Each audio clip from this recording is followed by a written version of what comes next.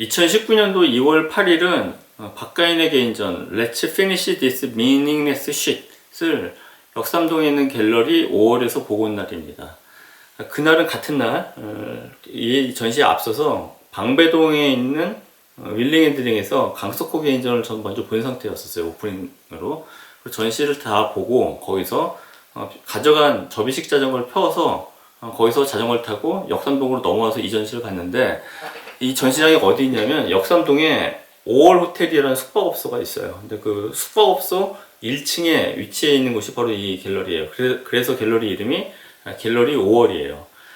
전시장에는 그 작가 박가인의 그 부모님이 와 계셨는데, 뭐 작가 개인전에 그 일가 친척이랑 그 부모가 와 있는 풍경은 그냥 흔히 볼 수 있는 광경이죠. 근데 좀 재밌게 볼 수 있는 포인트가 한 두 가지가 있는 것 같아서 좀 말씀을 드리면, 전시장에 박가인의 작품뿐만 아니라 보통 우리가 굿즈라고 보통 부르는 그 아트 상품이 있었어요. 근데 아트 상품이 어떤 거였냐면 이 반팔 티셔츠였죠. 그 티셔츠에 가운데 웬 사진이 인쇄되어 있어요. 근데 그 사진이 어떤 모습이냐면 여기 이미지에 나오는 것처럼 나이든 남성이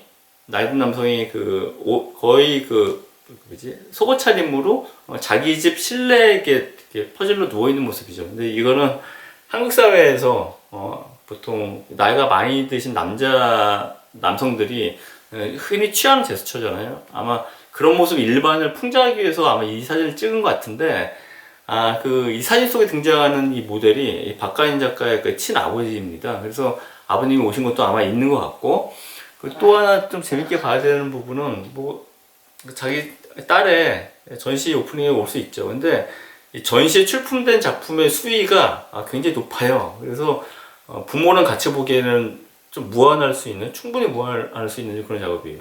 지금 이제 이미지를 좀 보고 계시는데, 그러니까 이게 여성 작가가 자기의 성적 경험, 성경험 혹은 욕망을 이렇게 스스럼 없이 표현하는 것이 전시로 드러나고 있는 이 모습을 보면서 세대 교체가 정말 이렇게 이루어지기도 하는구나 라고 이렇게 새삼 느끼게 되기도 했어요.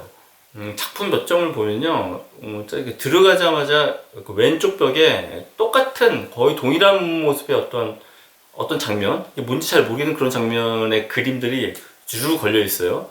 그 작업은 2017년도에 이 작가가 만든 어떤 영상 작업이라고 합니다. 그래서 그 작업을 유화로 다시 옮긴 거예요. 요지는 뭐냐면, 글을 읽으면 그때 2년 전 2017년도 작업의 제목이 두 번의 회전이었어요. 근데 애니메이션 작업이었죠. 근데 이걸 이번에 유화로 옮긴 건데, 작가의 남자친구의 성기 고환 있잖아요. 고환을 오랜 시간 동안 이게 관찰하게 되면 고환이 좀 움직인단 말이에요. 그 움직이는 그 변화를 영상으로 찍은 거죠. 근데 그거를 이제 다시 회화로 그냥 연속 회화로 이제 옮겨놓은 거예요.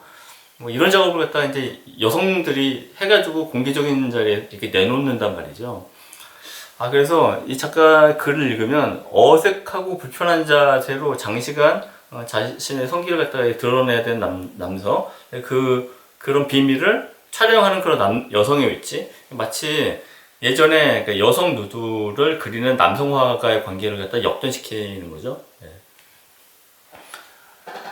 제가 작년, 그러니까 2018년도에 신간을 냈는데, 예고편에서 한번 소개시켜드렸던 한국 동시대 미술 1998년도부터 2009년도까지라는 책을 냈어요. 근데 그간데 한 해, 2008년도의 주제가 여성 작가가 자기의 욕망하고 성욕을 가감없이 드러내는 그런 종류의 여성 작가들이 많이 등장했다라는 게 제 진단이에요. 근데 아마 그 무렵에 책 내기 전에 이 박가인 작가를 알았으면 한 꼭지 씻지 않았을까 이런 생각까지 들었어요. 근데 분명한 건 2000년대 전후로 남성이 아니라 여성이, 제가 이 얘기를 한 이유는 성욕을 재현하는 영역은 대개의 경우 남성 작가들의 몫이었거든요. 근데 한국 사회를 일단 기준으로 봤을 때 2000년 전후로 여성 작가가 자기 욕망 혹은 그냥 보편적인 성욕을 재현하는 일이 굉장히 많아졌어요.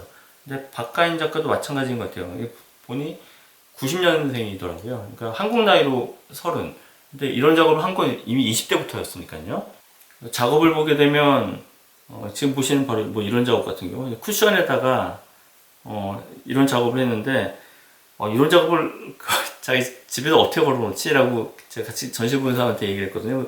그랬더니 이게 그 뭐지 판넬이라 그러던가 어디다 끼워가지고 이렇게 진열해 놓을 수 있다라고 그러면서 이런 작가의 이런 작업은 일반적인 미술품 말고 굿즈라고 보통 세간에서 부르죠. 굿즈로 가공되기 괜찮은 작업이라고 얘기를 하더라고요. 그러니까 전시장 그러니까 자기 집 벽이라든지 바닥에다 놓는 일반적인 미술품 말고 일종 하나의 예술 상품으로서의 작업의 가능성이 그런 작업의 가능성을 갖고 있는 작가들이 이렇게 등장을 하고 있어요. 그다음 오프닝에는 그 작가의 친구들이 굉장히 많이 왔습니다. 근데 그 가운데는 작가의 친구 같지는 않았는데 그 낸시랭도 있었어요. 낸시랭은 바로 이 전시장 역삼동에 있는 5월 호텔 아래에 있는 갤러리 5월에서 작년 12월에 개인전을 열었죠. 저랑도 좀 아는 사이입니다. 근데 2004년도부터 알았죠. 그러니까 굉장히 안진 꽤 오래됐죠. 근데 이 사람은 유명해서 방송인으로 간 경우고, 근데 작년에 개인전도 했고 또 어떤 개인적인 굴곡이 있었잖아요. 그래서 굉장히 오랜만에 만났습니다. 처음에 말씀드린 것처럼 그날, 그러니까 2월 8일은 강남에 있는 그러니까 두 곳의 전시장을 자전거로 이동하면서 다 보았거든요. 하나가 방배동에 있었고, 하나가 역삼동에 있었어요. 그러니까 두 곳 사이 거리는 한 8km 정도밖에 되지 않아요. 근데 막상 가려고 하니까 고개가 하도 많아가지고 굉장히 애먹었습니다. 왜냐면 제가 가져간 자전거가 여기서 보는 것처럼 그 바퀴가 16인치짜리 굉장히 작은 자전거예요. 애먹으면서 가서 전시장 다 돌았죠. 이날은 그 전시가 다 끝난 다음에 작가들은 다 나가고 저랑 같이 온 사람이랑 그 전시 기획자가 남아서 밤 12시 넘어서까지 술 마시고 이야기 나누다가 헤어졌어요. 그래서 저는 술도 많이 마셔가지고 자전거를 타고 집까지 갈 수 없었어요. 그래서 기획자께서 차에다 태워줘서 저희 집에 데려다 줬는데, 집에서도 제가 또 술을 마셨던 것 같고, 그리고 나서 깨워보니까 그 전날 일들이 기억이 하나도 안 나더라고요. 그래서 정리하면 일단 욕망에 대한 솔직한 표현을 통해서 세대 교체가 확인되는 전시다. 두 번째는 미술품 가운데 굿즈, 예술 상품으로 쉽게 연계되는 그런 미술 작품이 등장하기도 했다. 그리고 끝으로 세 번째, 뒷부리 자리에서 너무 마셔가지고 다음날 이렇게 필름 끊긴 그런 오프닝 전시다 라는 거.